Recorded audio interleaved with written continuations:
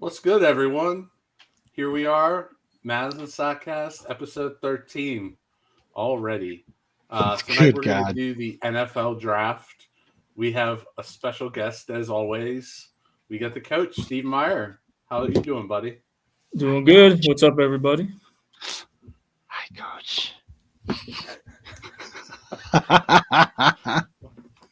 Are we are ready to wild. talk about the draft? We Yeah, can let's talk about the it. draft. All right. Everybody's an expert anyway, so why not? Everybody's an armchair expert. That is exactly right. So why can't we do an episode on this? Fucking A right. Yeah. What do you who wants to start with their top 10? Go ahead. Coach. Coach. Who that way? Coach. All right. Coach Go has ahead. to start.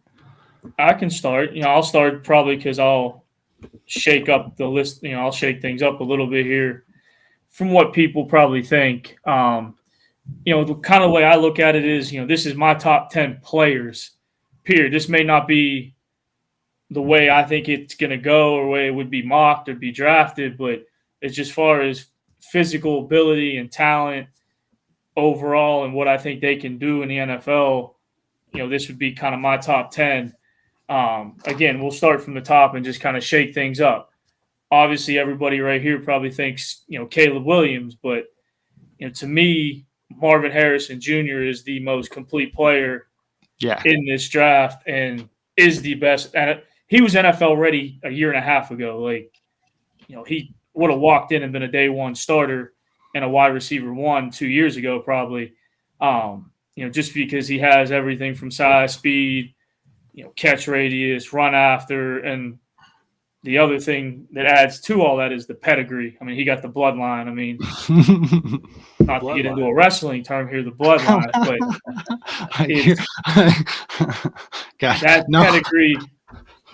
that pedigree is real. Pedigree. Oh my God! What are we doing here? Or are we like? Come on, it's real, but that's definitely he's a guy that's going to come in and be in my opinion, a wide receiver 1 from the day he walks into a building. Next, obviously, is Caleb Williams. In my opinion, I do think he is the best quarterback in this draft, talent-wise. He has elite level arm talent and everything else.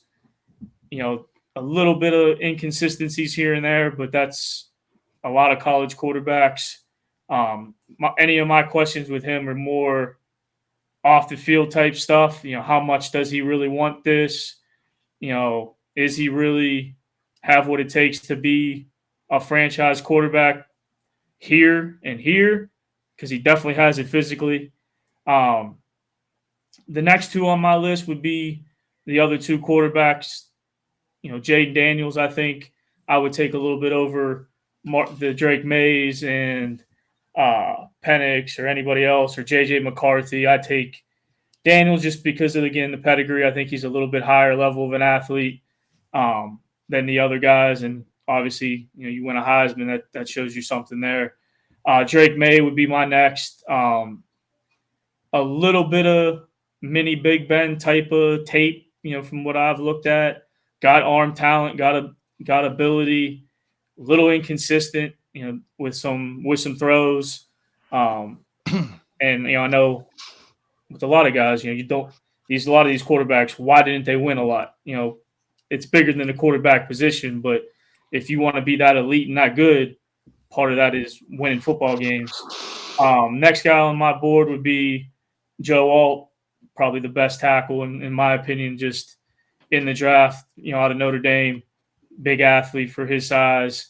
And then now you kind of get into the realm where there's a few guys all kind of mixed together. Some guys have this other guy rated higher than Marvin Harrison, Malik Neighbors. I think he's a wide receiver 1. He has a lot of the same traits and abilities that Harrison does, skill set wise, but the pedigree to me is what put Harrison above Neighbors. Next on my board would be Brock Bowers, tight end from Georgia. Has done it at a high level in the past game at Georgia for a number of years now against high-level competition, and it's consistent. Freaky athlete, especially for a guy his size, and Let's just be honest, especially for a white dude that size, he's kind of a freaky athlete. Next would be Rome. I can't even say his last name right, but Azune. He was the best of the bunch out of that whole group that they had in Washington, which was a bunch of NFL caliber receivers for the most part, in my opinion. Another wide receiver one probably would be the first receiver off the board in a lot of other drafts. Again, has all the tools, the skill sets, good route runner, hands catcher, good after the catch, does a lot of good things. And then now, definitely offense heavy this year, I think a little bit as far as the elite level guys. We get into a couple defensive guys. I think Byron Murphy from Texas will be the next guy on my big board per se. Interior D lineman, nose, 3 technique, but he's a 3-down player. He's not a guy that's going to have to come off the field. Got good lateral quickness, got good burst, got a good bull rush, has other tools in his toolbox, and can do a lot of good things that'll help, set up a defense here high. And then the 10th guy on my board, just as we're going top 10, would be Quinion Mitchell, the corner out of Toledo. I like his tape is pretty good from the stuff that I've seen. I'm a sucker for some action, so I've watched some live games and stuff. And, for a longer, bigger guy, he's better off the ball than most guys like that as far as a off-the-ball zone corner, but also has the length and the speed and the quickness and technique and everything to press and do all that. But the other thing that helped him kind of skyrocket, I think, up a lot of the boards was what he did in Indy. He put up a lot of big numbers. He ran really well, jumped well, did everything. So he's got the athletic ability along with the tape. So those would be my, top 10. Doesn't mean those are the guys that are going to go in the top 10 per se, but, those are, the best guys athletically, I think, top to bottom, best football players in this draft right now. Okay, I have a couple questions for you. Ooh, let's go. The kid from Toledo, Mm-hmm. he was like a second round kind of guy, and then he blew up in Indy. Marvin, did Marvin hurt his draft stock a little bit last year with the crappy quarterback versus Stroud? I don't think so. I mean, really, legitimately, like if you looked at, he didn't have to play this year. He could have sat out all year and went and go train at IMG or Bomarito or wherever. He could have went wherever and just trained for a whole year. And he'd still be a top 5 pick. Still a top 5 pick, still a first round guy.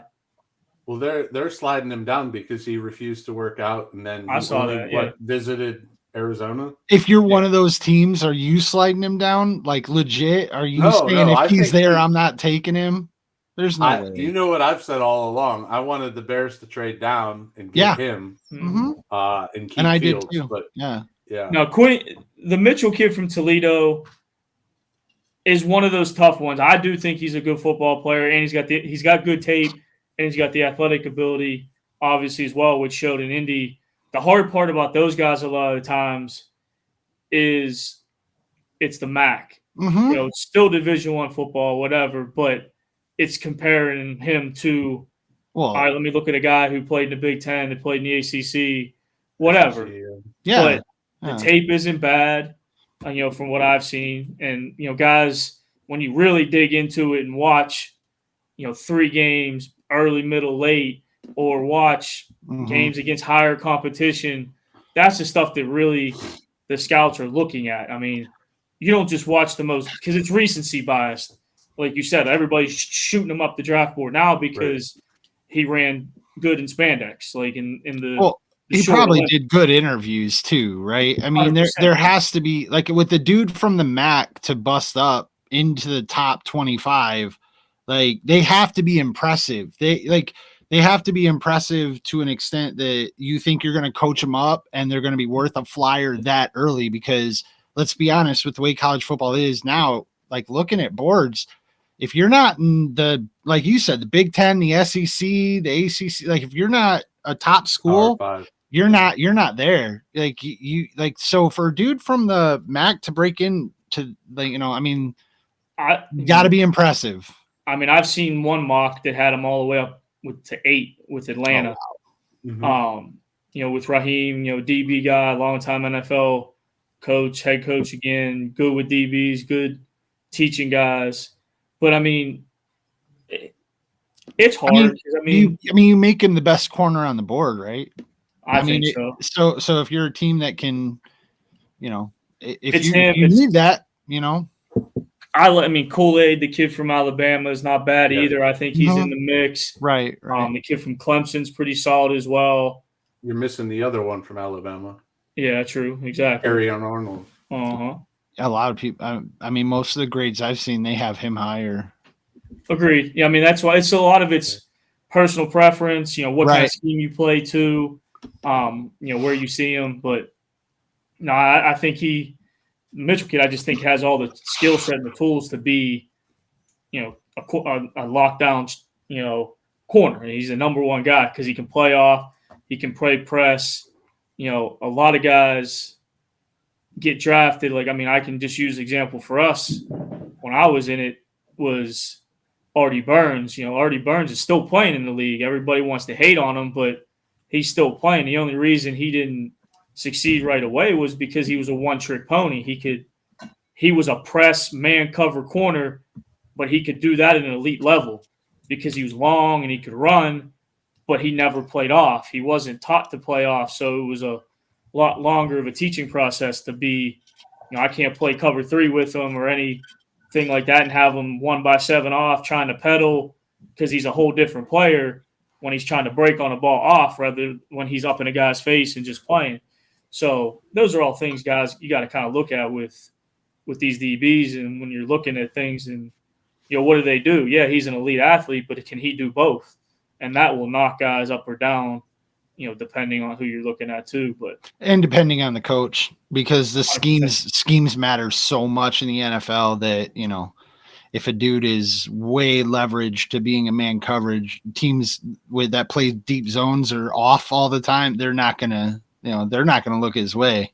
Well, if they're smart and what most good coaches do is look, you got a scheme, screw the scheme. If that guy's the best athlete on the board and he's a press cover guy, well, we're going to play a lot more man. That's what we're going to do. We're going to adapt to what our guys have in that building because, why sit here and try to fit a square peg into a round hole when. But if let's say you're a cover 2 defense and you got 2 guys right there that maybe there's not much separating them grade wise, Terrion Arnold and Kenyon Marshall, they're not that far off, right? So if you're evaluating them and everything else and you're in that position, you're already built a certain way, then if there's that, if they're that close and that's the position you want to go for. Now if you're just going best guy off the board and he's the best guy off the board, then but that's why draft stock changes, right? That's why 100%. And that's where teams get in trouble a lot of times too is, one thing we may do here or other guys do is this is everybody's need. Chargers need this, the Browns need this, the Bengals needs. But not everybody thinks that way. If your need guy is so much down here and your athlete level is up here, you can't. It's one of the reasons I don't like these drafts, to be honest. It's one of the reasons I don't like being a Bear fan right now. We'll get to that, but that was a good top 10. You totally killed it. I almost lost my shit and I apologize for that, but my wife came down here while you were talking and she's a bad lady and it messed me up, but I let you keep going and I got real red and but we're all good now and I'm back on track, boys. It's all good. Fucking wild. Good God, dude. Adapt and adjust. That's all. Fucking A, dude.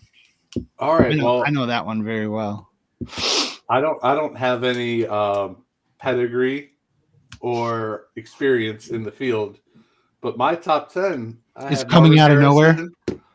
I have Marvin Harrison 1, Caleb Williams 2, Joe Alt 3, Malik Neighbors 4, Jaden Daniels 5, Dallas Turner 6, outside linebacker from Alabama. I've watched a lot of him. Brock Bowers at 7, Jared Verse, the defensive end from Florida State. Then I have Robe Odunze and Terrion Arnold at 10. Look at you, Terrion Arnold, huh? Yeah. I like Kool-Aid, but Kool-Aid's not as good of a tackler, I don't think. I would agree. Yeah, And I that mean, matters. yeah, it absolutely. Do you want me to just jump right in? Go ahead. I have the 3 wide receivers first, honestly. Harrison, Neighbors, and then Odunze. Like, honestly, I think Marvin Harrison is above them, but not by much. But he's Marvin Harrison Jr., dude. Like, there's an aura around that, and there is something about him on film that looks so fucking good that it's just. I hope the Bears trade back up. Right now, that's what I'm hoping for. I hope the Bears trade back up because I want him in a Bears uniform so bad. And I know there are plenty of other fan bases that feel the same way. And it sucks because you kind of have to take Caleb Williams if you're the Bears. Like, you really don't. Like, you're going to have to take him. I'm putting him at 4. I don't even think he really goes there, but he's the best QB. QB matters. Is he the best QB? I don't. 2 years from now, when we trade him for a fucking 4th round pick, like, I'm not. Well, at least you would have got a 4th instead of a 6th this time. Exactly. Right. Like, but still in the same boat. Yeah, I got him 4. And then I got the 2 edge rushers, Florida and Alabama, Dallas Turner and Jared Verse. I think, again, from a Bear fan perspective, I think they'd be great, but edge rushers are the best athletes on the field right now, in my opinion, in football. The guys that can play that kind of like they're getting to the point where they're coaching them up to play some of the best zone on the field, to be fucking honest. Like, and yet they still push. I mean, they're the most important player to a team right now, in my opinion, if you're not talking about quarterback. But if you have 2 of those guys, you could have the shittiest safeties in the world, and they're always covered. They're just you just drop them back. You just drop them back and go. Rushing coverage. Yeah, and those guys are amazing. Brock Bowers, I think I'm at 7, 6. Where am I? I didn't write this shit down. I think you're at 7, I think. All right, fantastic. Chop Robinson up there again, another edge rusher.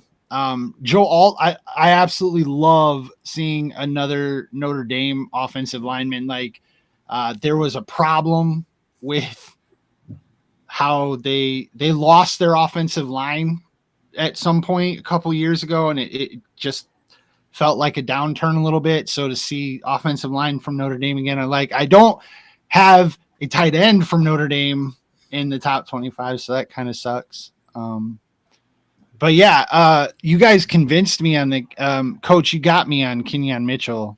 When you brought up like he ran fast in tights, I had to be defensive of it real quick, because when we talked about the draft last time, and we talked about how much the interviews actually matter and how much what you learn there isn't just how fast they run, how high they jump and stuff.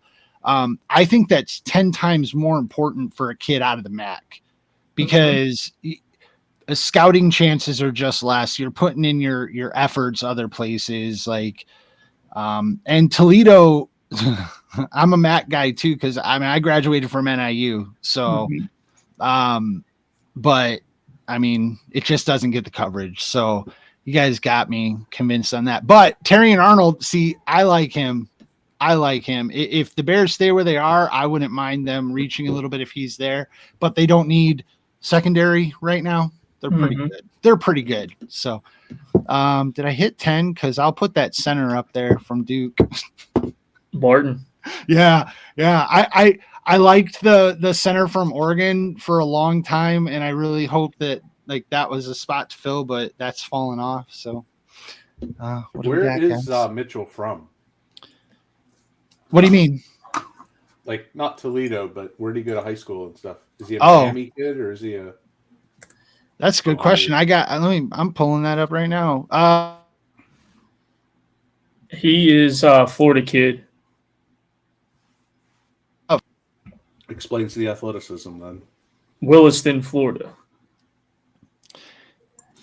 Probably a bit of a football mill school. Probably somewhere. It's Or so in- wild. Or something. Dude, I don't want to get into that because that shit kind of don't like it. Don't like it. But yeah, where was I? Anyway, Do you guys have any sleepers? smuck it up. Like later picks that you like? Oh, I have a couple. I know I have. wouldn't. Go ahead, I'll go last. No, go ahead. I wouldn't even say it's not later. He's probably a second round pick, maybe third. If I doubt he gets out of the second round, but no, he could be a second, third round pick. But Mikey Sandstrill, the number 0, the slot, the nickel from Michigan. I think he's got a lot of traits. He's got a lot of a lot of ability, and he's played at a high level, and he has been effective in high leverage situations. Big pick in the game against Washington. I can't even remember if that was the national championship or the semifinals now, but Champion. that feels like so long ago. But big pick, good return.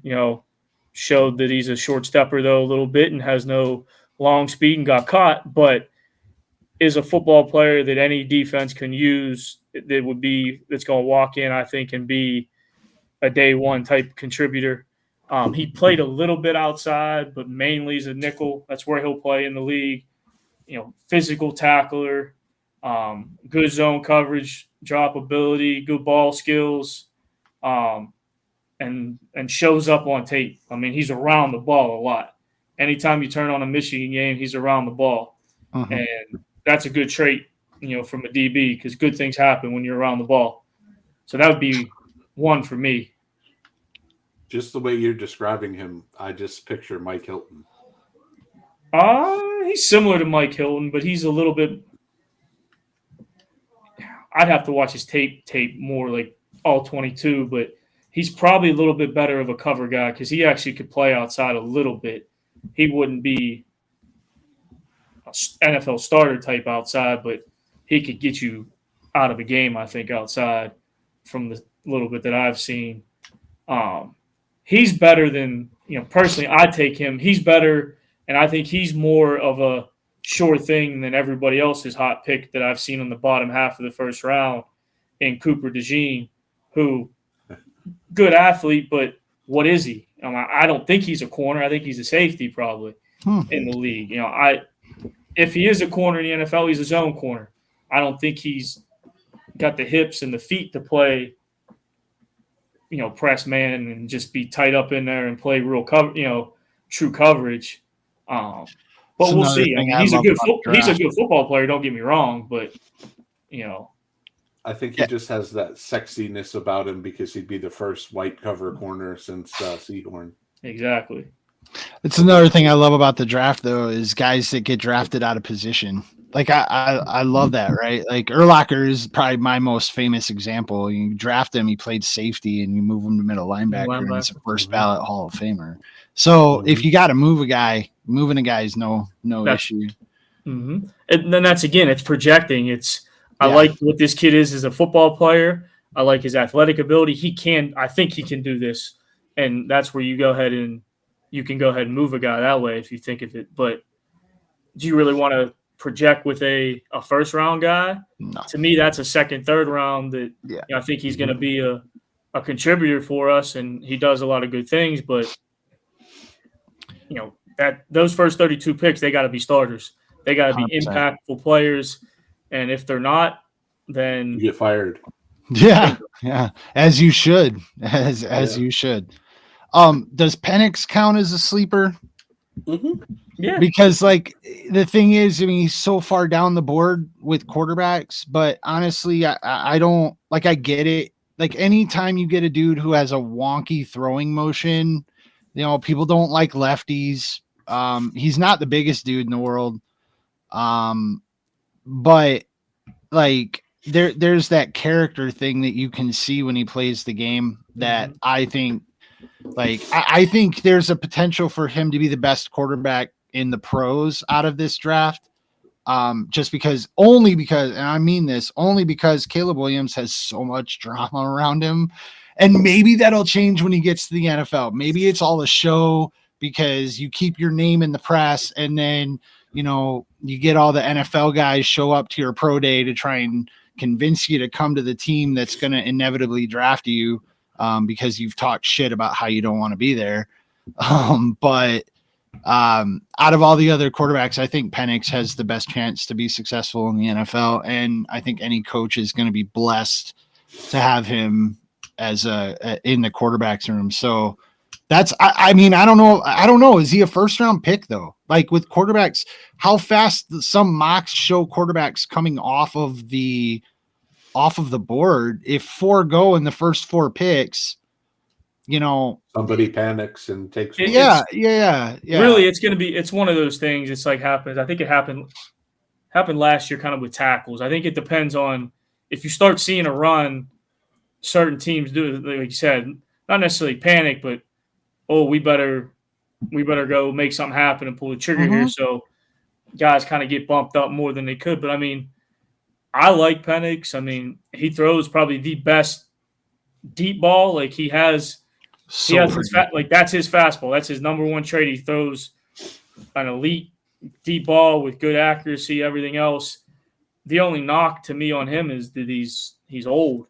I mean, not old, but he's like 24, right? Yeah, and he's been beat up. But that's also a positive in my opinion because he's shown that he can fight through adversity. He's gone through a lot and went ahead and took things to the next level. Finally, in the last year and a half here. He definitely has the leadership points in his favor, in my opinion. But he's also 3 knee surgeries in? Oh yeah, 2 or 3? Definitely 2, but yeah, that's rough too. And this is a very deep quarterback class. It is. You have Bo Nix that could sneak in there. That former scout for the Jets loves Spencer Rattler, who's a wild card. Joe Milton, Sam Hartman, Jordan Travis. There's a lot of names. But there is. I mean, JJ McCarthy. A lot of people have fallen in love with JJ McCarthy. I don't see it. He's a winner, and I mean he's a better athlete than people realize, and he's probably a better thrower than people realize. It's just why isn't his numbers good? Well, he didn't have to. They kind of feels like they could run the ball down everybody's throat, so they don't need to see him do a whole lot. He kind of feels like less. I shouldn't say less successful, but he feels like Johnny Manziel to me quite a bit. Like there's just something about his approach to the game, that feels very. Like he's either going to gunsling or he's going to fail miserably. And it's not there really isn't a balance where he's going to become a consistent in and out, winning tough games kind of guy. I don't know why, but that's just from what and that's shitty to say. The dude won a fucking national championship. That's a tough game. Not, I understand that, but the NFL is different. For me, that's more my questions with Caleb. Oh, yeah. Because, look, I've made over $10 million already. In his eyes, he's a pro quarterback and has been a pro quarterback for 3-4 years now. He's made the money. He don't have it. How much does he really want it? He wants the notoriety and I'm the first overall pick. But does he want to do? And this, I don't know. This is just an opinion. I don't see him. I've never been around him. Not like I've shared the building with him. Don't know. Right. I could be completely wrong because I've never, spent time with him. But this is just kind of looking from afar. And it's kind of the question with most of the guys coming out now because it changes the factors. A lot of the time, money changes it. The money changes it. Like from a mental prepping standpoint, the money changes it so much. It really does. Because and now the way they're using the transfer portal to go wherever the fuck they want. And then when they get to the pros, it's going to be, nah, you're under contract now. And it's going to be like, there's going to be some, the fallout is not completely felt on this yet. Like, I think you're absolutely right. I think 2, 3, 4 years from now, when these guys are holding out after their second year and stuff, we're going to see some interesting stuff from it. It's just we've only seen the tip. We haven't even seen the tip of the iceberg yet of what this is doing. I mean, the only thing I can hope for is that the character of the NFL locker room is just something that it's just to a different standard. You know what I mean? Like, I don't care if you're making money in college. Everyone thinks they're hot shit if they're drafted in the top 10. When you come into the NFL, there are always people to check you at the door. And I can't assume that this will be any different. You know, I think that's why the Bears went and got Keenan Allen. Agreed. Because I mentioned that earlier with and he was at, like I said, he was at Pro Day. You know, like he was there for Pro Day. Yeah. And that's one guy I actually have met. I met him at the Pro Bowl and rode the buses over and back. And he is legitimately a good dude. He's a pro's pro, and that's why I would even say, like, it was getting back to your other point, was you wanted them to go back up and get Marvin. Mm-hmm. To me, there's no better person to pair him with than Keenan, because not only does he have his dad to lean on, now he got Keenan to lean on, a guy that's done it at a high level for a long time and is still doing it because of his ability. And you get to make that bond between, your quarterback and your wide receiver. And I know there are other wide receivers in that, like the Bears seem to have one of the best wide receiver groups going into the draft, which is fucking weird to say, or close, could be, but you bring in a dude the same year. And that's not to say that they can't take somebody else lower too. I'm not, but again, we all said it. Marvin Harrison is like that head and shoulders above the guy that you just have to have. So it'd be great, but we'll see. I'm not counting on it. And it's like you said, to me, they really all three of those are about the same. Mm-hmm. Dunze, Neighbors, Harrison, but the difference and what separates them is that, not to get on, like, again, the bloodline, the pedigree, because he's watched it his whole life. He's seen it. He knows what it takes, and he's used it at every level he's been at. He's a high-level player at St. Joe's Prep, a.k.a. St. Joe's University, out there in Philly, to Ohio State, etc. Like, he knows how to win, and he knows what it takes to be a pro. Most guys that don't succeed in the NFL, it's because they don't know how to be a pro. And they have talent. All these guys are in the top 1%, but if you don't have the mental makeup, you're not going to be able to separate yourself, and you're not going to last. And when you have that at home every night, that's a huge thing. I mean, that's why a lot of scouts, and that's one of the reasons that you dig into things so much, is because you get to know what they've been around, how they've been raised. They know what it takes. It's not just, I had a coach that did this. Well, the coach is one thing, but when you're going home every night, or can have a conversation with a guy that's done it at a high level, it helps. I'm just kind of looking over some of the guys that are, looking at third, potentially second round grades or whatever. There's a couple of them that have some names. Jeremiah Trotter Jr. I didn't even realize that. Yeah. Like that's he's pretty high. Clemson linebacker, right? Yep. Dad did it for a long time. That's so big. And I know when I was with the Steelers, it was one thing that we looked at a lot was, who's he been around? What's he do? It's part of his character. It really is. Absolutely. It helps. And it's one of those things that can separate. Okay, we think these both guys are both good football players, but, he's his dad or brother or uncle, or grandfather, whatever. So that makes him maybe just a notch ahead than this guy. That's the tiebreaker. Baseball has really shown it recently too. Like it's just such a thing where, for some reason, the generation of top level talent in these sports that went on to have kids and stuff, they put them right in, and some of them have just turned into some of the best in the game. It's crazy to see. There's quite a few. It's going to be fun. Like this is an interesting draft because just from, to me and looking at it, and again, I haven't studied it like I would if I was still in the building or whatever.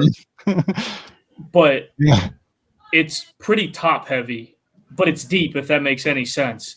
Yeah. Like there's a lot of guys, there's more guys that are from like 30, 35 down that are going to be good. They're deep. They're going to be good football players, but they're not that elite NFL day one potential Hall of Famer types. There's only, maybe 10, 15 of those. And then there's another 10 or 15 that are probably perennial Pro Bowlers. But then there's just a big mesh and mush of just good football players that are going to be maybe only one contract guys with their teams, but are going to be contributors, but that aren't standouts. And then again, like I know you mentioned the quarterbacks, and we don't need to talk about this all night, but there's guys that,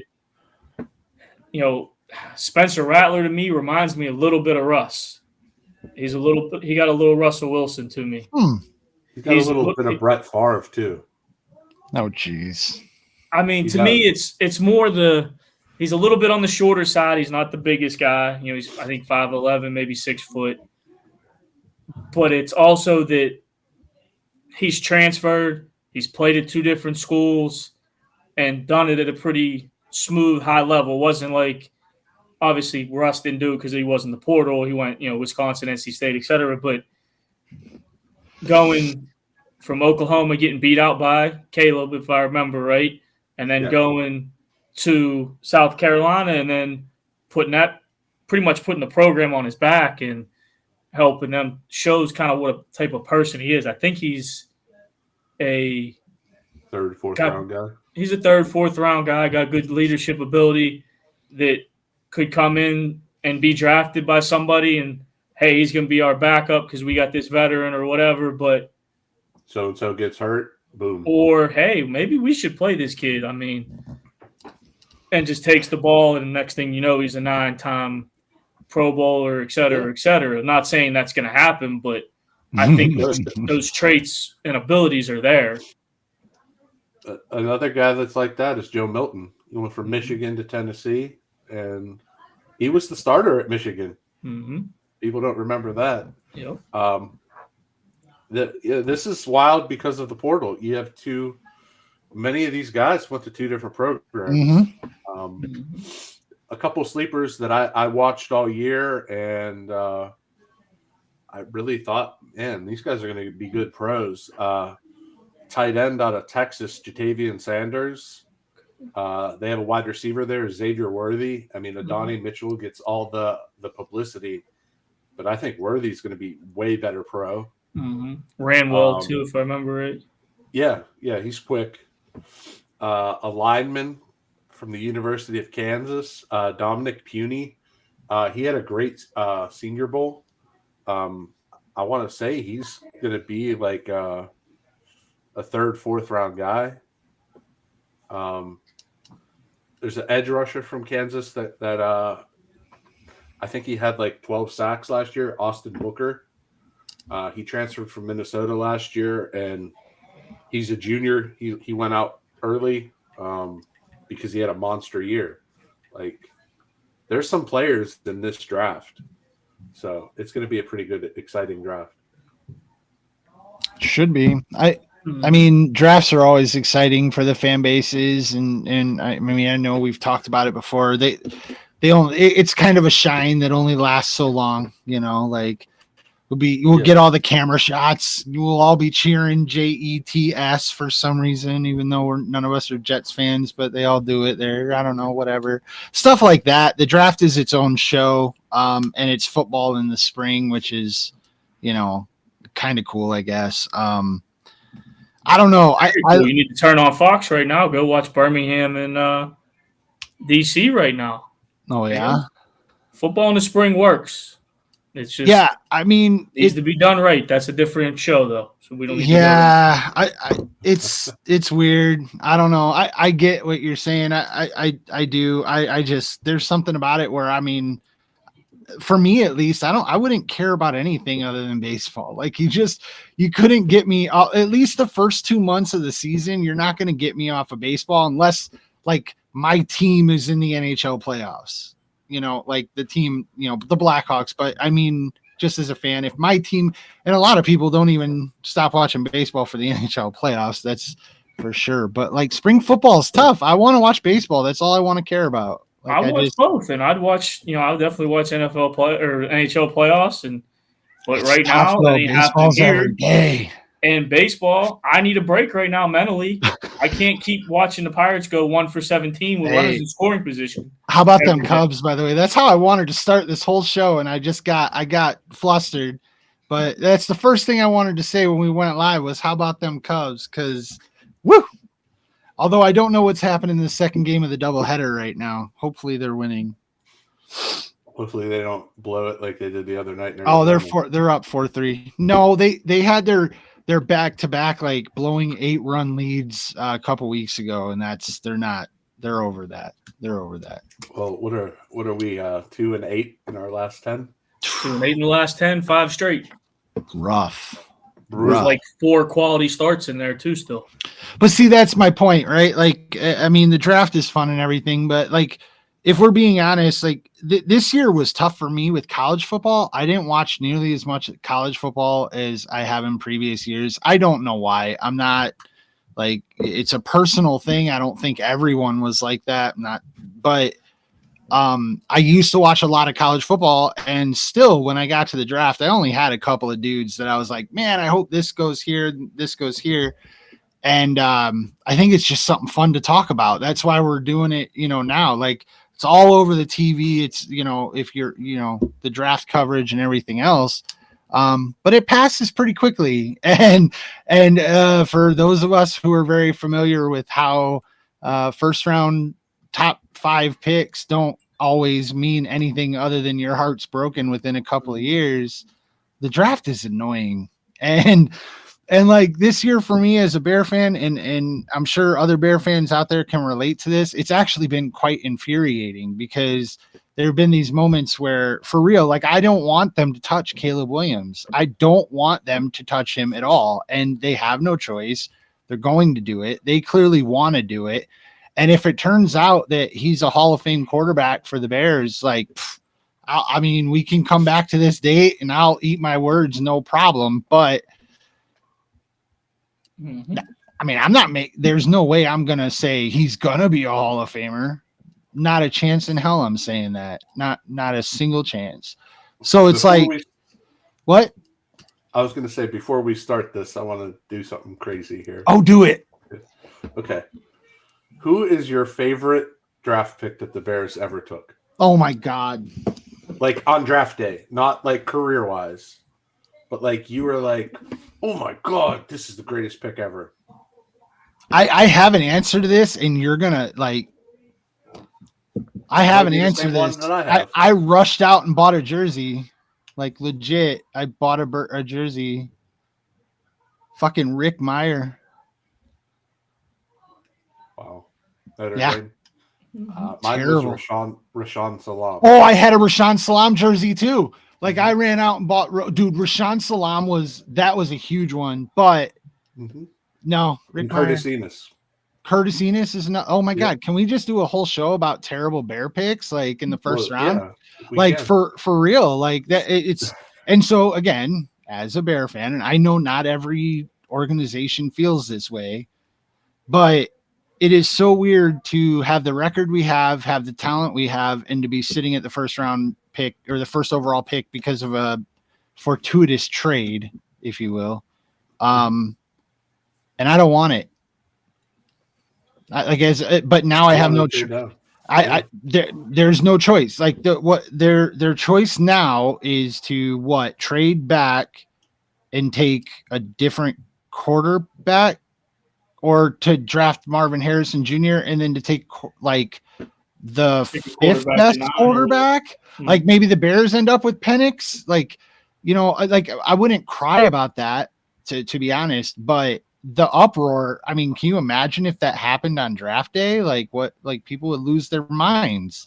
What if they trade back with San Diego and get Justin Herbert or the LA? Well, according to, I won't bring up the source because he's a touchy subject right now. According to him, this source says Justin Herbert's going to Minnesota. Yeah. Really? Getting traded to Minnesota. Do you know what we're talking about? No, I don't. So this is the guy that said that Caitlin Clark has to be Harry. And he changed the name of the Indiana Fever to the Indiana Beaver this morning. Yeah. Holy fuck, dude. Yeah, Antonio Bryant reported that yesterday. Yeah. Oh my god. Dude, did you see her on McAfee's show? And she's like talking about, because now that she plays for Indiana, she's talking about how she's gonna like they're gonna get her on a deal like Aaron Rodgers, where she shows up every fucking week to just shoot shit with them for a day, being man-made and all this stuff. Well, no, she's not gonna do the Aaron Rodgers thing, I'm sure, but yeah, no, but like, yeah, she's gonna be on there a lot. Yeah, I hope. I mean, it'd be cool if she did their, Aaron Rodgers speaking up thing, but whatever. Yeah, it would be great for the sport. I was just about to say. I mean, it's a different topic, but it's what she's done for not even just women's basketball, but women's sports. She's changed everything, and it's for a good way. Oh, 100%. $20 million Nike shoe deal. Yep. She got the offer for the big three, but one other thing I had heard, I don't know if it's true, I heard it on another podcast, was that she didn't reject it, but just said, hey, take my $5 million and split it up and put one woman on every team and give them $1 million each. So, nice. Angel Reese on another, Cardoso, whoever, Diana Taurasi, whoever, put 5 and 5, pay them $1 million, and now let's go play. So will she be? I know this is a different topic, but is she going to be successful? Yeah, she's going to be good, but I think it's going to be good because it's going to bring light that there's legitimately good. There's been good WNBA players. There has been for years, but it's just. I think she's proving that she can get out there and be a face that people like and can be drawn towards, which I think has been a problem because, as long as she doesn't become abrasive or get roped into some political conversation, and hopefully she's established herself enough by then that even if it happens, she can rise above it, because a lot of people are able to do that these days, thankfully. But yeah, she's going to change the game quite a bit. And I think it's great. We have a girl from our high school here that is actually going to Iowa next year. Like, she committed to go to Iowa, and that in and of itself, I was like, that's a big deal now. Like, being recruited and going to Iowa to play basketball is like a big deal. And that's fucking great. Like, that's like, yeah, she's awesome. Rooting for her all the way, by the way. 100%. Yeah. This whole women's draft class should bring a lot of light to that WNBA, because there's some ballers. So and Angel Reese going to Chicago is a big deal. Yeah, I mean, they're gonna make that, like, Angel might make that Chicago team like relevant in the city. Well, she wasn't even their top pick. They got that Cardoso girl from 6'10" girl from South Carolina. Yeah, I mean, but again, personality and shine goes like a long way when it comes to bringing like the media in, and not just the media, because the media is going to support it, but the eyes, right? Because the ratings drive the like, so you need the support, and personality brings that in just as much as talent. No question. It really does. Coach, who was your favorite Steelers pick? Cool. I wouldn't say fit. If we're just talking draft, my best memory of the draft, not including, isn't even a Steelers draft pick, but it was a Steelers draft day trade because I think it changed the franchise. Troy. 1996. I don't know. Who was it? Jerome Bettis trade. Oh, that was today. Yeah, April 20th. Today's the anniversary of that. Yeah. No, I mean, there's a lot of – I watched the draft when I was younger and I was into it, but it's just like same thing. There was nobody that was like, oh, my God, I'm so happy. It was, okay, now let's wait and see. I like that. I can see the logic. Let's wait and see. I mean, Ben's the easy pick. I remember where I was when he was picked. I was in Cincinnati when that pick happened, when all that stuff went down. But probably my best draft memory would be 2017 and just being in the room when we drafted Connor, when we drafted James, and just feel like it had a different feel, and because it was the first pick guy that got drafted, it was a position of need, and what he had been through, and just the emotion of everything. It was kind of cool just to be in the room when it happened, when that phone call got made. But those would be the three biggest memories, I'd say, those guys right there. Okay. I didn't know if there was going to be like oh my God, we got Jermaine Stevens. Yeah. All right. So the Chicago Bears first pick. Team needs quarterback, wide receiver. I believe we've already covered that. Defensive tackle, edge rusher, offensive tackle. Zach, you can take this one. Oh, they're drafting Caleb. Okay. Like that. I mean, we all know it. Again, we've covered it multiple times already in this conversation. They're drafting Caleb. Don't know what he's going to be. I don't know if I care. I'd love for him to come in and spray champagne on everybody next season after they win the Super Bowl. I'd love it. Trust me, I would. I'd even pay the extra money to make sure I had playoff tickets. Like with my season ticket package, I'd pay out to make sure I had playoff tickets. But it ain't gonna happen. So I'm not poo-poo platter on the Bears taking Caleb Williams. He'll be traded in 2 years. On to the next one. All right. What is next? Washington. Yep. Hey, if you guys see a trade, feel free. Washington, quarterback, edge rusher, offensive tackle, offensive guard, corner. Go ahead. You want me to take this one? Yeah. You can take it. Even though he said he doesn't want to play there, I would go Jaden Daniels, quarterback, LSU. Got a couple receivers there, got some weapons already. Yeah, they got. If you can put a franchise quarterback in there, why not? Or a potential franchise quarterback. I think he can't. Yeah. And here we go. So hold on. You have 1-2 on the fucking quarterbacks here, and if we go 3-4, that's fine. But how many times does this happen where the number one guy isn't as good as the number two guy? Happens more often than you realize. That see, and I'm supposed to be excited for having number one. Yeah, fuck this. All right. Number 3 is New England. Quarterback, offensive tackle, wide receiver, offensive guard, safety. So, Jesus Christ. What's going on over there? My wife, man. A group message. I guess they would have to go Drake May, right? Yeah. Daniels is off the board. Mm-hmm. I mean, yeah. It depends.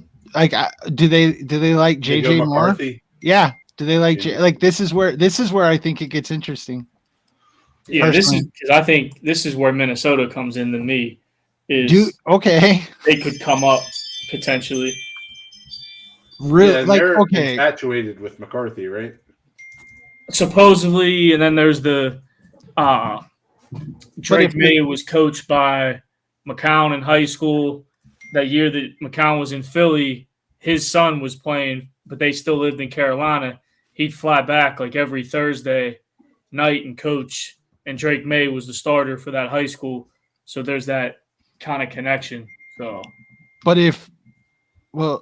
okay, so that's if they're not trading for a quarterback. correct. I'm assuming. Okay. Yeah. So you got the Patriots taking Drake May, though, right? Yeah. All right. Yeah. So, Patriots are taking a quarterback, I think, no matter what. Which one Yeah. can be up for debate, but they're taking a quarterback. Next we have Arizona. Who wants to take that one? Okay, so I don't know about the trades, and when I look at, I've looked over a couple mocks, and I've seen this more than once that the Giants make a trade here to move up and take JJ. I don't know how I feel about that. I think the Cardinals can take Odunze right here, and it's okay personally. Because I think that I don't know though, because if Harrison's still on the board, do they take Odunze? Like, I don't know. So maybe they trade back. I don't know. What do you think? How do you feel about this pick, Matt? There, dude, I am struggling on this one. Yeah, because this is where it opens up. You have a need at wide receiver. You have all your wide receivers on the board. You have corner, edge, DT, offensive guard are their needs. Okay. This is the only team that Marvin Harrison visited. So yeah, so you got to think they're taking Marvin there, and right. I hate that. I'd love to see, again, as I said before, I'd love to see the Bears trade up here. No, I'd love to see the Bears trade up. Like I would love to see the Bears trade up here and take Marvin Harrison. So, but it feels like there's a potential that it's JJ's spot, because if they're going to go 4 quarterbacks off the board right away, because then maybe people prioritize it. So maybe someone else trades up, and the Bears let someone else trade up to this spot to take JJ and just get him off the board. The 4th pick to me is clearly the one that, I mean, the 3rd pick's tough too, but this pick right here becomes the first one that I'm not convinced. Arizona might just go ahead and take Marvin Harrison Jr. though. So I guess I'll stick with that. That's what I'm going to do. I've got Arizona taking Marvin Harrison Jr. I went through quite a different few ideas, but that's where I'm going to stand. Arizona takes Marvin Harrison Jr. Mm-hmm. Helps out their young, quarterback room. The other thing too is,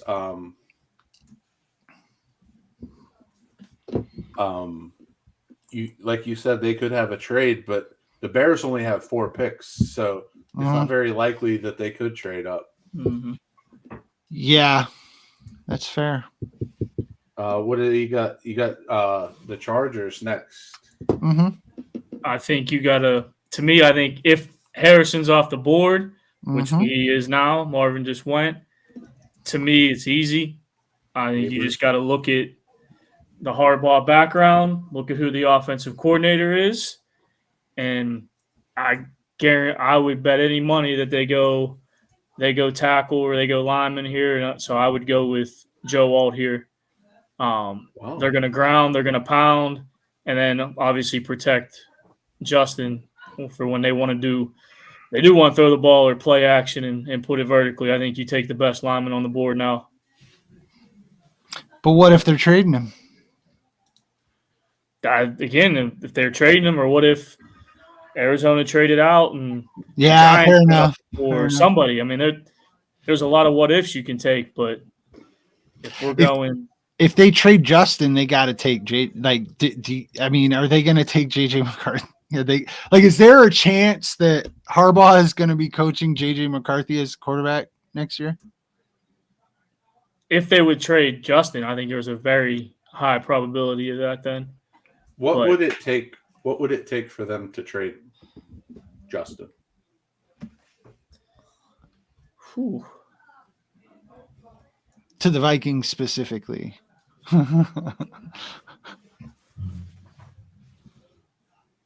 because that's the most interesting thing I've heard in a while, and I want to know how this is going to go down. Because holy cow! Clearly, you're swapping 5 and 8, but yeah, you're swapping maybe another first the next year potentially. Honestly, yeah.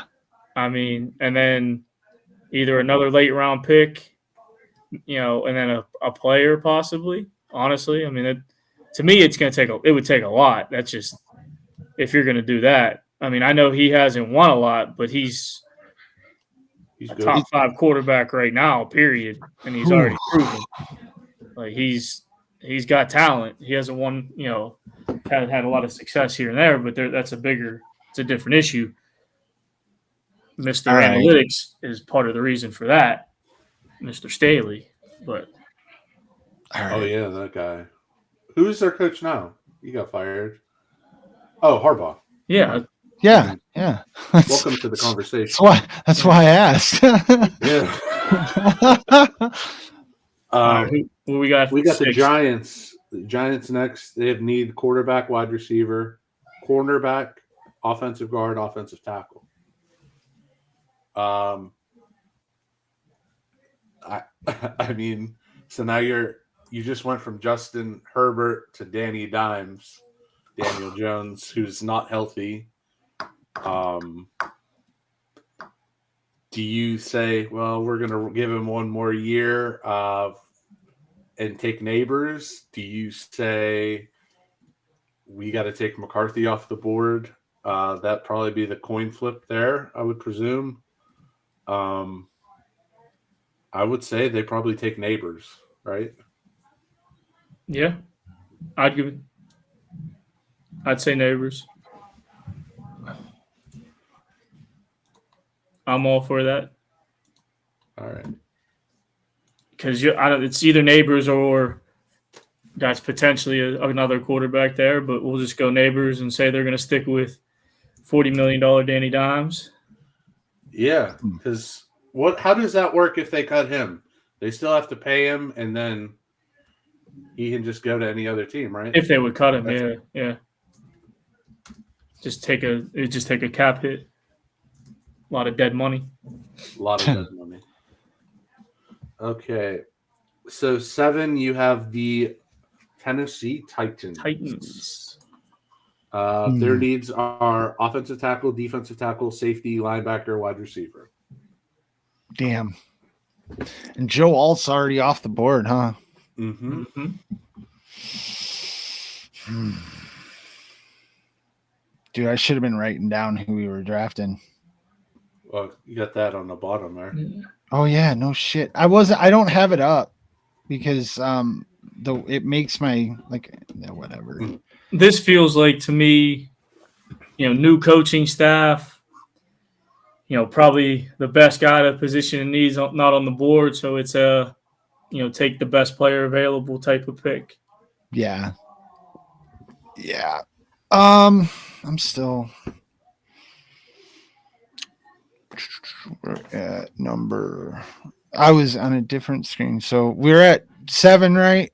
And we're 7. At the Titans. Yeah. And yeah, so give me their needs again. Offensive tackle, defensive tackle, safety, linebacker, wide receiver. They got to take Odunze. If we're going to go best guy on the board, right? Odunze is right there. He's still available. That's got to be who they go with. I don't know. Do you think they wouldn't skip over a wide receiver in this spot? It's too high, right? Like you got to take the dude who's going to – I mean, he's graded in a way that he's going to be a top wide receiver. He's going to start day one. He should be legit. So I think that's the safe pick. And like you said, with number 1 need off the board, you got to go with top guys. So I'm going to Odunze here.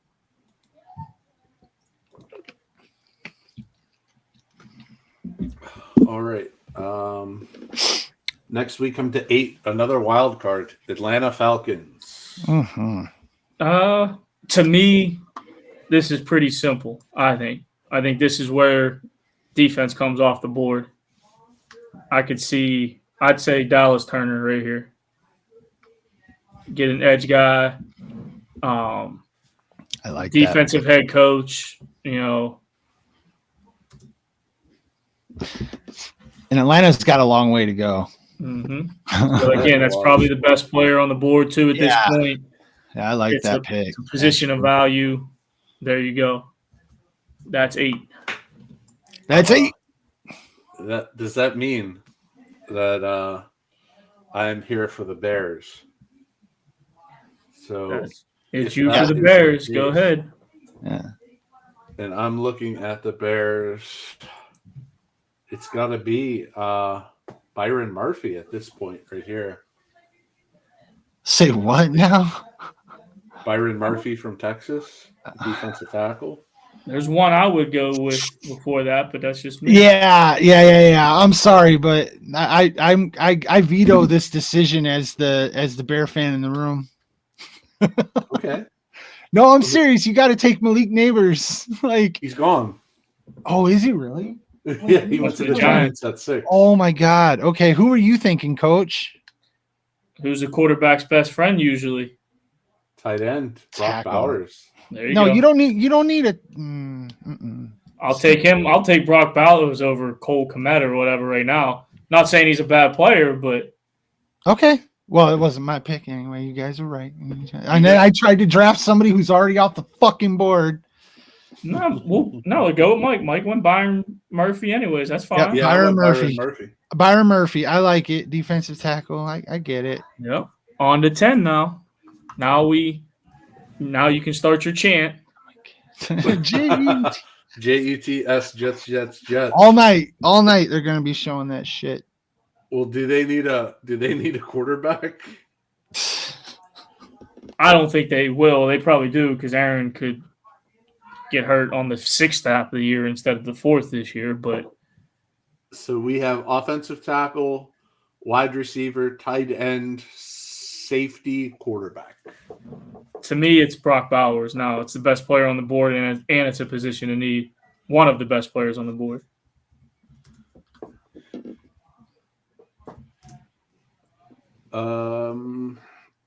Now you have Minnesota again at 11.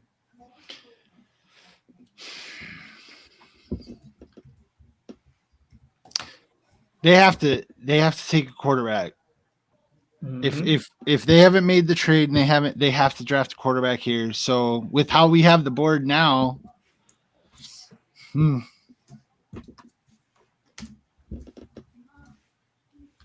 I like Bo Nix over JJ McCarthy. I would take JJ. That's my pick if I'm in Minnesota. Yeah.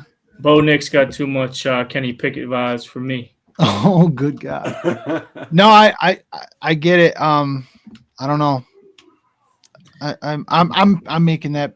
That's what I'm doing. I think Bo Nix was still in. I think Bo Nix was at Auburn when I was still in the NFL, and that's going on 7 years ago now. It feels like. Well, it is 7 years, but I swear he was at Auburn in 17 already. So he was seasoning. Seasoned already. Seasoning. Yeah, I go JJ there at 11 with Minnesota. All right, who's 12 now? Let's see. Denver. 12, Denver. Oh boy, what a dumpster fire they are. Quarterback, offensive tackle, corner, edge, center.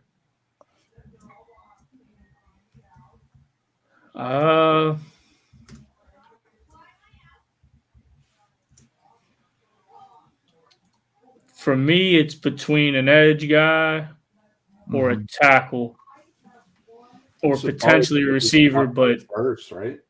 I was going to say Verse, but Sean Payton, offensive guy, might lean offense, but yeah, I'd say Verse, but I don't know about you guys.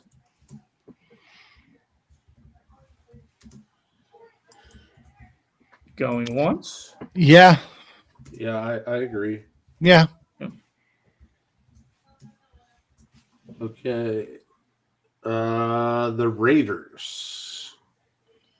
At 13. Where the frick are they? Oh, LV. I'm looking at Oakland. Quarterback, cornerback, offensive tackle, offensive guard, running back. I'll take this one. if you are going to be looking for a corner, you would probably go with Terry and Arnold. I would say that would be the pick. Anybody? I would have. Oh, has Kenyon hasn't been drafted yet, right? No. So No, I I'm think fine for with that- it. I'd say Arnold, you're good there. I think for the AP, dumpster fire they are, I don't think they can take a small school guy. that's legit, right? Like that's something we talked about at the time. Like you can't, if you could only take him high if you can absorb the flyer, like if it doesn't work out right away. I think that Vegas locker room is better than people realize now.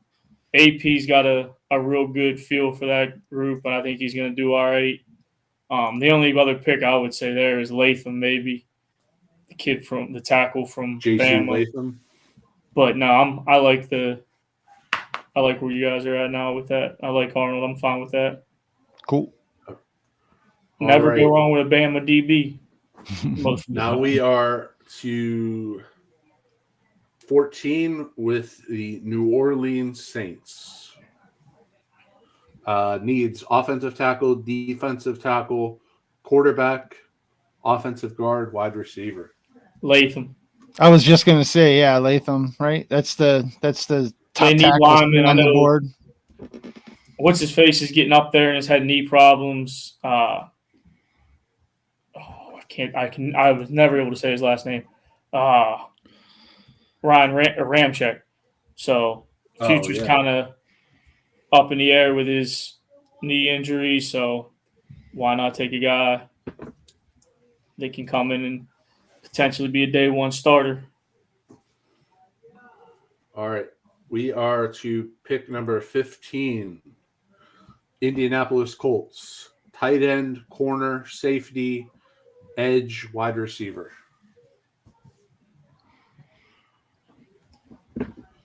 Tight end.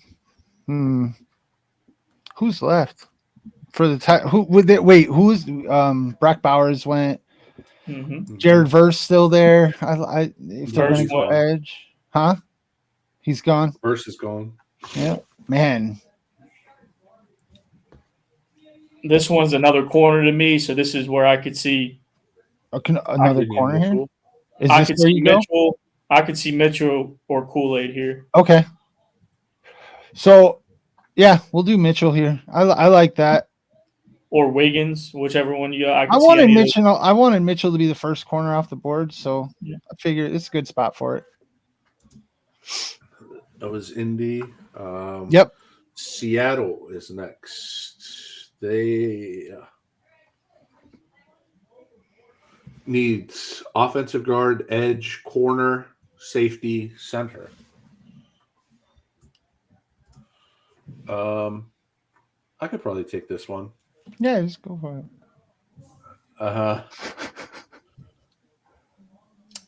Laiatu Latu, UCLA, edge rusher. Okay. Nice. Yep.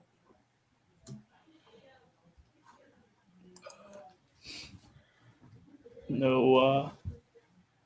Jacksonville is next. They are. Where are we at? 17 here? Mm-hmm. 17 Jacksonville. Yep. Corner, wide receiver, D tackle, O tackle, edge. I would say I'd say corner here probably. So I'm thinking either Kool-Aid. I'm thinking Kool-Aid or either Kool-Aid or a kid. We didn't mention him, but just because he wasn't really in my top 10, but he's close, is the Neighbors kid from not Neighbors. Looking at different Nate Wiggins from Clemson. Clemson.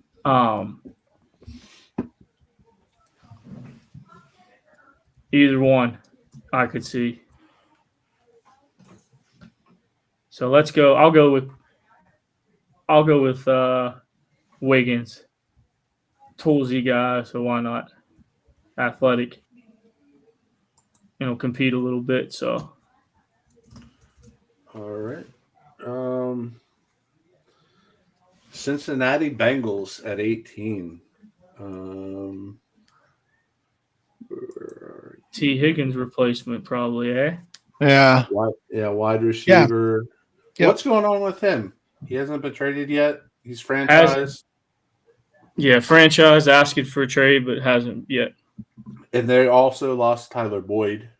Yeah. So you would think receiver would be up there. Running back, they lost Mixon. They traded him to Houston, I believe. This might be the other. This is probably the other Cincinnati kid here potentially, or not Cincinnati, LSU kid. I mean, I was gonna go Xavier Worthy on this one. Like I think I maybe not, but Thomas Jr. Yeah, Brian Thomas Jr. Like it's probably between those two. I think one of them comes off the board here. So, which one? LSU. How big? Let's do this. What do they need? Do they need size or speed, Coach? I think would be if you're losing T, you probably want another size guy, but I mean, one's 5'11" and one's 6'3". So you really are. I mean, that's really what you want. Like, which one do you want? Do you want 5'11" or do you want 6'3"? Take the size here because Jamar's you got Chase the do-it-all guy. You can find a Tyler Boyd replacement as a 3 as a slot somewhere else later in the draft in like a Pearsall or any of those type guys or another low-end free agent. Or if Tyler keeps doing what he's doing, he might end up back in Cincinnati for cheaper because he priced himself out of the market, it seems like right now. So we'll go with Brian Thomas here then. Yep. Yeah. Go with the big guy. The big man. We at 19 now then, eh? Yeah, 19 is the Rams. Corner, edge, offensive tackle, defensive tackle, QB. Every team needs a QB, it seems like. Mm-hmm. Everybody needs edge too. Yeah. Those are the two positions that you highlighted at the beginning there. Mm-hmm. Well, would this be a landing spot for old Chop? ooh. He's still available. And then you also have the lineman from Washington up there. That's where I was. That's where Fontenue? I was. Yeah. Yeah. That's Fontenue or whatever. Fontenue, yeah. Yeah. That's where I was leaning. All right. Well, I think we have the Pittsburgh Steelers next at 20. So why don't you take this one away here? Go ahead, Coach. For me, here I think you take the big freaky athletic right tackle, move his former teammate back to the left side, and now you got yourself two dogs as cornerstones on the edge. I think you take Mims from Georgia here. Worst case scenario, you re-sign a Mason Cole or find the kid from Miami that's hurt coming back, veteran center, Connor Williams, I think, that's probably not going to sign until camp or September. And you fill that center spot in this, or you fill the center spot in the second round. I go tackle here. And then you could get maybe Zach Frazier in the second round. Yeah. From Washington or West Virginia. Mm-hmm. Frazier, I've seen JPJ kind of slipping a little bit now too. I don't know if he'll slip all the way to 51, but I could see him slipping to the second round now. But I definitely think you take that cornerstone tackle and you just make yourself deeper. I know guys are high on Dan Moore, more so than a lot of the fans may be, but Dan would be a good swing guy if you have Broderick. And Mims is a kind of boom or bust type of guy because he's a freaky athlete for his size. He got bend. He can move. He's got that kind of dog mentality. But he's only, I think, played or started like 8, 10, 12 games, something like that in his career. Part of it's because they had a lot of guys in front of him. when he was younger, and then he had an ankle injury last year too. But that's where I would go there. Over the kid from Oregon, Jackson or Powers. JPJ, Yeah. Yeah, I just think I know center's a very important spot, especially with the history of the Steelers. There's been a lot of good centers going all the way back to Ray Mansfield. But if you can get a freaky tackle, then that solidifies your edges for a while. With what they want to do, they want to pound the rock, they want to play action, and they want to push the ball vertically down the field. That way, with an Arthur Smith-led offense like that, so I think you go tackles here.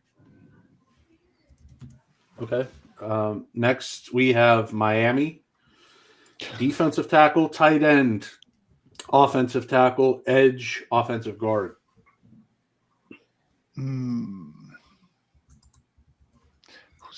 I want to know who do you have as the best athlete? I think this is a best athlete spot, best guy on the board spot for me. For me, there's two people here, and they're Okay. both offensive linemen. Yeah. It's either the kid from Penn State, Fashanu, or Barton, I think. Yeah. I was so Fashanu was where I was. I mean, that's what I'm looking at for where I was taking my stuff from. So I'll go there. We'll just go there. Fashanu, we'll make that one easy. Take the tackle. We already took him. Did you? Who took him? The Rams at 19. Oh, well, then you're getting Barton. You took the Washington tackle. This kid is from Penn State. Yeah, this Penn State. Olawale. Yeah. Penn State. Okay. See, that's why I'm trying to confuse me. I'm sorry. I'm already having a problem here, and you're just confusing the shit out of me. All right. Next, we have the Eagles. Eagles. They do not need a quarterback because they just got the greatest quarterback of all time, Kenny Pickett. I'm here to say we have gotten this far, and chop. We're quarterbacks are still on the board. That, you know what I mean? Like, teams have passed on quarterbacks. Somebody's got to be taking a quarterback here soon, right? Potentially here. Philly has corner, tackle, guard, wide receiver, linebacker.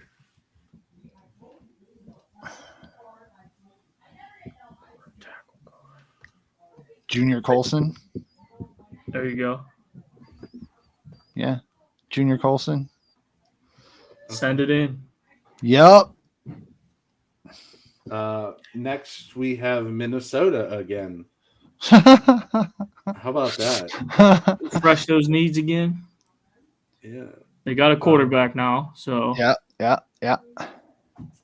Minnesota.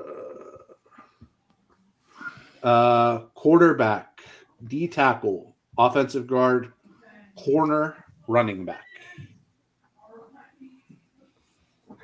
How about D line here? How about the Newton kid from Illinois? Oh, wow! That kid's a beast. Yeah. A monster game. The game I watched him against Kansas. Where do I want to see where people have him. Okay, yeah, that's not, that's a good pick. I like that one. Didn't see that one coming. Good one. I'm impressed, Coach. That impressed me. I've been unimpressed most of this time, but that impressed me. I like that one. Fuck. Are we at the Cowboys yet? Yes. Uh-oh. Who did you take for the Eagles? What's that?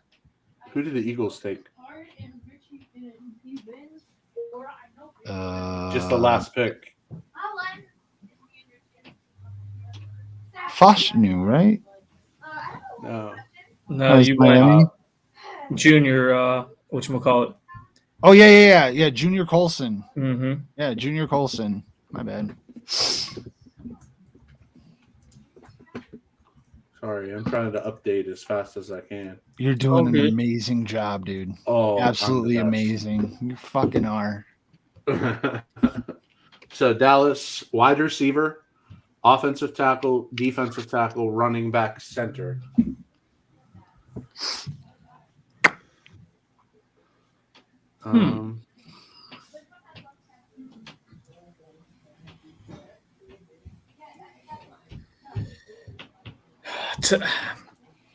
I'd say either JPJ, so Johnson, Powers, Johnson, or sorry, my bad, Jackson, Powers, Johnson. Yeah, either that or they go for speed and keep Worthy in the state of Texas. Is another would guy be to go with interesting. CD. Yeah, he's a stud. So I'll let you guys pick between those two. That's where I would go. Well, I liked Worthy earlier, so but I think we Yeah. decided to. So I like Worthy there. Send it in, Jerome. Yep. Because it's Dallas, they have to go very flashy. They got to go flash, 100%. And that is a flash pick too. Mhm. I mean, That's about selling tickets. Yep. All right, Fuck that one. 25. We have the Green Bay Packers. Can we give them the worst player on the board here? Please. Go, Pack, go. Offensive tackle, corner, safety, offensive guard, linebacker. Does that not smell Cooper DeJean? Cooper DeJean. Dude, that's 100%. 100%. The way we have it right here, that's exactly what I was thinking.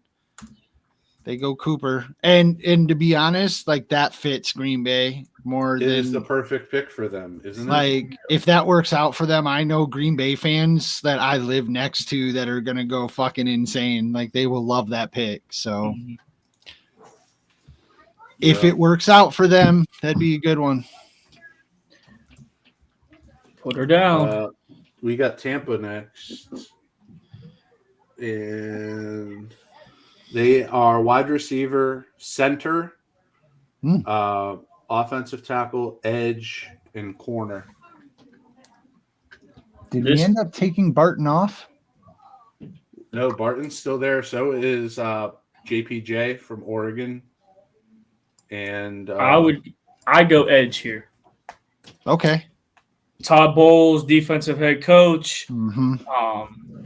So Chop Robinson. That's a great pick. I've seen him up into like number 12. So I mean, I've seen him higher too, but yeah. Value potentially on the board here.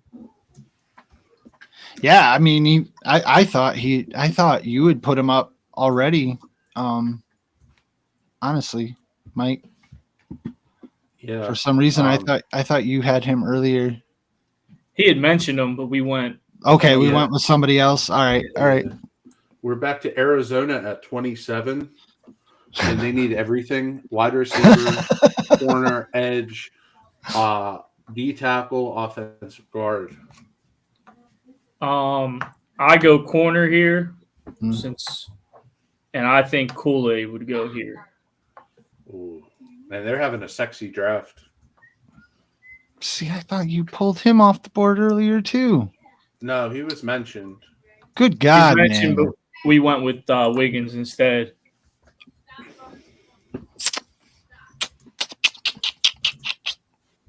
That's okay.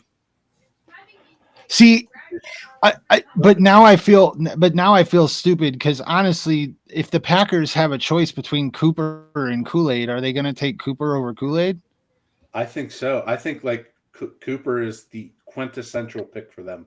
For some reason, it just fits so well. Yeah. Okay. No, you're not. I said that too. Like, I think it's a Packer pick. I thought Kool-Aid was off the board because that's what I thought I heard. But I still think you're right. I still think it's Cooper there for sure. Okay. We're back to Arizona's done. So Buffalo? Yeah. Buffalo's needs are wide receiver, corner, safety, edge, center.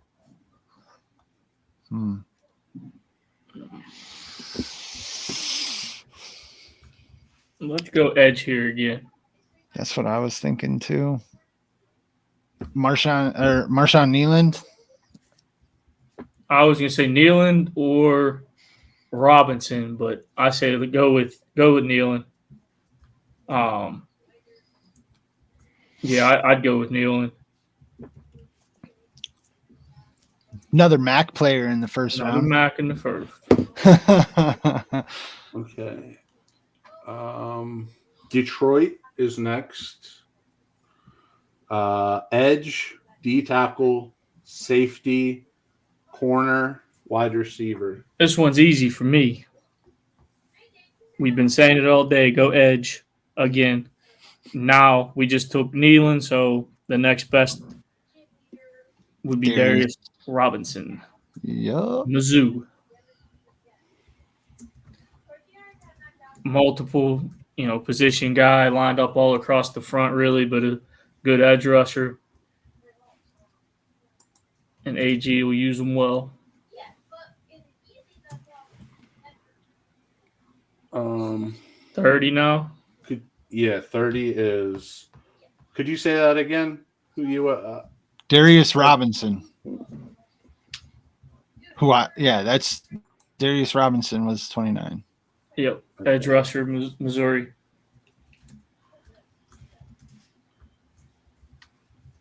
Okay, Baltimore. Oh, you know what they're gonna do. You're gonna pick the meanest, nastiest guy like they always do. Edge, corner, offensive guard, wide receiver, and safety. So who's the meanest, nastiest guy, Mike? Who is it? I don't know these guys that well. I haven't met any of them. I don't think it's Braswell. Not Bullard. What about Guyton? Oklahoma tackle. Yeah. Tyler Guyton. Mm-hmm. Oh wow, 6'8", 322. AB just posted something on CTE. Oh jeez. Oh, it's the Herbert. I'm just getting it. Yeah, that is mean and nasty. That's a big man right there, 6'8". Yes, sir. Lord. Mm-hmm. San Francisco is next.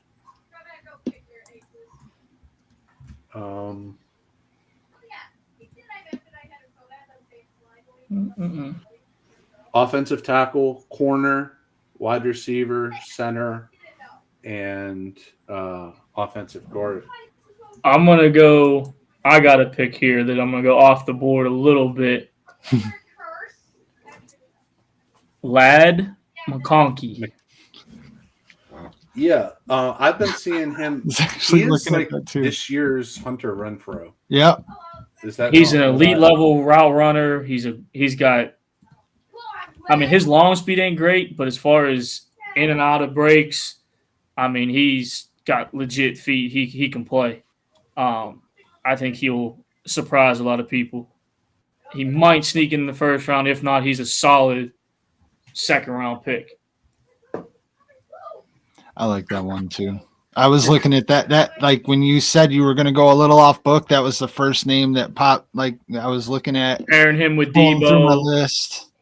They may trade Ayuk, who knows, whatever. There's him with Kittle and everybody else and McCaffrey. Fit him right into that system with Shanahan, like stealing. Ayuk is coming here. Haven't you heard that for the last days? Who knows? And next, you have the Kansas City Chiefs. Offensive tackle, wide receiver, D tackle, corner, running back. We're at 32 already, right? Yep. Yeah, 32. Wow. Okay. All right. I actually have one here. I have one too. Oh, do you? Go ahead. Go ahead, guys. Yeah, it's got to be Adonai Mitchell. I think they love him. Okay. From my Kansas City guys. Who were you thinking? I was thinking of Marius Mims. He went to the Steelers. Oh, did he really? Fucking, how did I miss that shit? I've done this like 5 times tonight, guys. It's fucking stupid. All right, well, it's your guy then, dude. From the intel that I'm gathering, they are like super high on Worthy and Adonai Mitchell to get for Mahomes. Pat needs a legit receiver. Yeah. Speed, a little bit of character issue with him, but that dude's fast. There's a uncoachability kind of thing with him over Worthy. There's a lot of not with Worthy. I think Mitchell's the one that I've heard a lot of things have come out, unnamed scouts and stuff saying things. It's about stuff that shouldn't be being released, but it is. It is. A lot of it has to do with his diabetes, and when he doesn't take, or when his sugar's low, he gets real irritable and pops off and does this and that, or doesn't focus. So, but the talent's there. I mean, kid can play. Yeah. I'll tell you what, and people don't give a shit about that either, because nobody, like in the second half of Jay Cutler's career, once he had made enemies of the media in Chicago, nobody gave him any leeway about like the fact that he was diabetic, and he treated himself, and that he was very like very strict about it. But like that shit happens. Like that's part of it, is the irritability and these things. Like that's just part of what it is to have that issue. So just so you know, like kid, the media might not be that great about it. You might be a hero one day, and the first time they don't like something you say, they don't care anymore. They'll just run you down. So yeah, and honestly, that happens a lot in the draft. I mean, then if you're in that green room and ESPN just focuses on you like they did with Aaron Rodgers, Jordan Love, they just focus. Jesus, it's wild. Fuck you. You just had to name 2 Packer fucking quarterbacks too. I hate. Well, I mean, I hate them. You know, I hate them. People had them, going in the top 10. ESPN had them in the best available, and then the camera was just on them every pick. That's going to be Bo Nix. You think that's what we just did to him? I don't think he's that high. That's what we just. I mean, I've seen I've seen him go as high as 11 in some of these. Yeah. Yep. That's about where I've the 2 or 3 that I've like combed through to really like get where I felt guys could be. I mean, that it's the same thing, like right, like 11 in that, potentially, but like they usually they put. I mean, how many quarterbacks are you going to have in cameras on? 6? Because I think probably 5 go in the first round. This year 4 to 5. I mean, we took 3 in the top 4, didn't we? Or top 3. So yeah, but we only took 4 overall, right? Yeah. So I could see 5. It's in that 4 to 5 range. Yeah, just depends. Well, we also didn't have any trades, so you could see somebody. Yeah, that's true too. Yeah, exactly. A lot of this is. That's why I think it's good. I hate when people do the mocks. Well, we're going to trade here. Well, you don't know who's going to trade who. Yeah. If you're going to do a mock, let's just think based off of what they need and just go down from it. Yep. Go ahead. I'm sorry. A lot of people, that's how a lot of teams will do it. Whereas, okay, like for example, I won't mention any names, but it used to be that's how it was done. You take, all right, we're the team picking first in the draft, whether we're actually picking 32nd or 28th, and then that's kind of how you build. You do a mock draft and you build it, and then that's kind of how you helps put your board together, so that, all right, if we're the Chicago Bears right here, this is what we're doing off of our board. This is who we think is the best. Yeah, so that's where we're going, and then you build it from there. So, yeah, If you were an agent and you had a guy that was like on the cusp of maybe 15 to 30 in many big boards, but it was a position like a quarterback where not every team is going to value that at one, I wouldn't even have him go to the green room. no, I was thinking the same thing. Those are the guys that you're like, hey, just sit on your couch with your family, And so your that friends. yeah. we'll bring you Because all otherwise it 32 becomes hats, just and whenever happens, happens. right. It's so true Yeah. because if a lot of agents, if they were smarter about it, that's what they would do because it's such a crapshoot. To me, unless you're a bona fide top 10 pick, don't go to the green room. But I don't know though, because it sets up, like you're talking about Aaron Rodgers as an example, right? But like having that moment where Aaron Rodgers is sitting there waiting to get picked is like something that kept that. And I don't know if it kept the chip on his shoulder personally, because I'm not going to claim that. But from like a coverage standpoint, because a lot of what we talk about with this is the optics of it. From a coverage standpoint, he was always the guy that fell in the first, like, they'd show his highlight reel and it always starts off with how he got passed over by so many teams, right? So branding wise, it all depends on who your guy is and how he's going to handle it. Like you got a guy that can handle dropping out and he's like, oh man, I want to use this for later. Like send him, let him be there. But again, you got to know your guy, In either way, even if you don't get picked, you're there, it's still an experience. I mean, yeah, a lot of guys take it personal and it's good. You use it as a chip on your shoulder, like you're saying, but and otherwise you're still getting a good experience. You're getting a couple of days there, you're getting the coverage, you're getting it. So it's not bad all in all. You're still getting picked. You're still getting, okay, you're not a first round pick, but so a high draft pick in the National Football League. So trades, right? Since we didn't do any, just to talk about a few potential, like I don't think Washington, they do need a lot, so maybe they would pick Hunt for more picks, but they need a quarterback, right? So they're like, you think they're going to, same with New England, you're pretty sure they're going to make that pick there just because they need a quarterback. But when you get to 4, like I said, I saw, the Giants trading up to go for JJ right there. Mm-hmm. Like, are the Giants, are the Cardinals willing to trade back a couple of picks? They're not drafting a quarterback, right? So like, it would make sense at 4, where Arizona could trade back. The Chargers might be willing to trade back. And even getting into the Bears a little bit later, they could trade back. They only got 4 picks. They could collect. There's a lot of because the Bears don't. They can still end up with who they want. They maybe because who did you end up taking? Byron Murphy there? Is that who you took for the Bears? Yeah. He could go to 15. Yeah.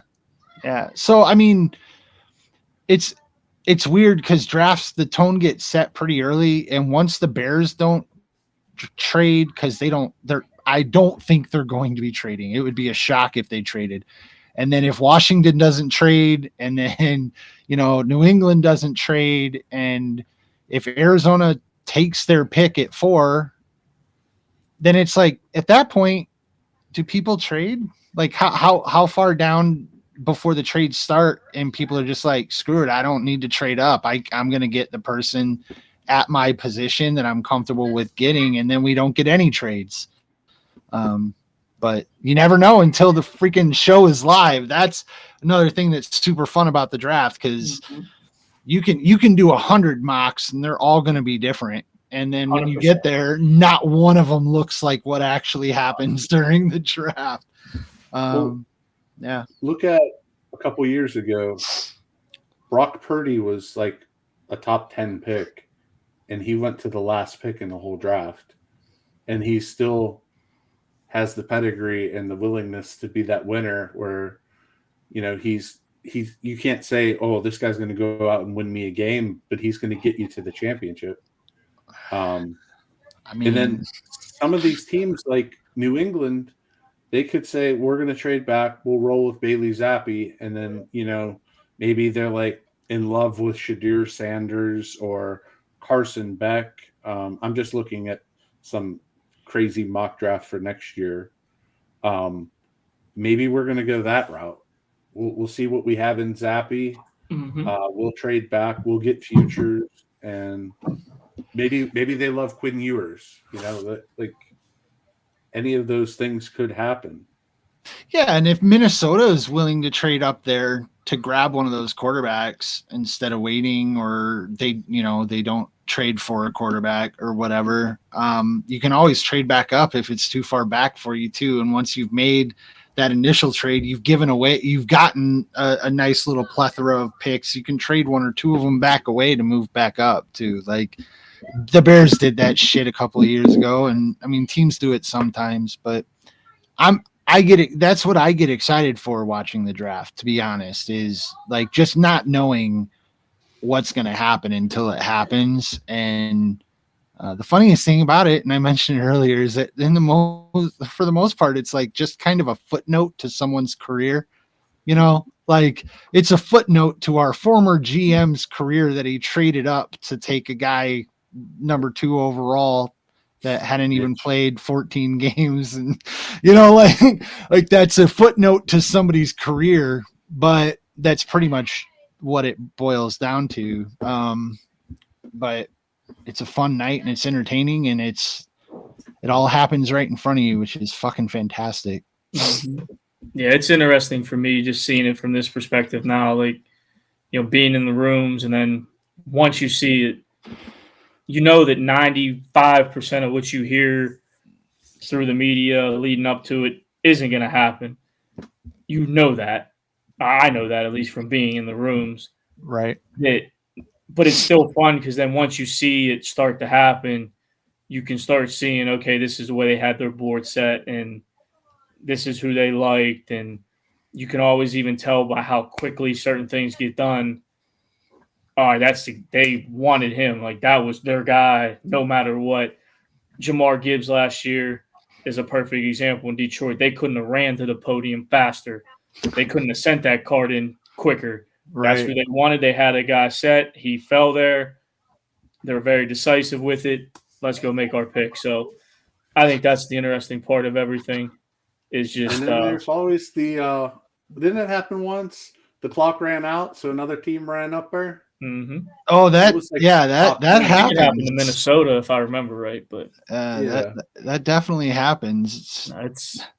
It's a fun, long couple of days. It is kind of long still, but it's also it's years worth of work into a couple days, and everything's set, and you put it together and you go to work. But should be a good one this year. Yeah, I'm excited. It's a seemingly deep class. Mm-hmm. And, you have a lot of variables with all these quarterbacks and trades and everything else. So it could be exciting. It will be, dude. We know it will be. It will be. Right? Oh, thanks for that, admission of just excellence. Dude, it'll be fucking fantastic. You're going to love it. You're going to love it the most. It'll be great, but it won't type. It won't. Just because I'll be at work. That's all. Yeah. I'll be following along. Oh, okay.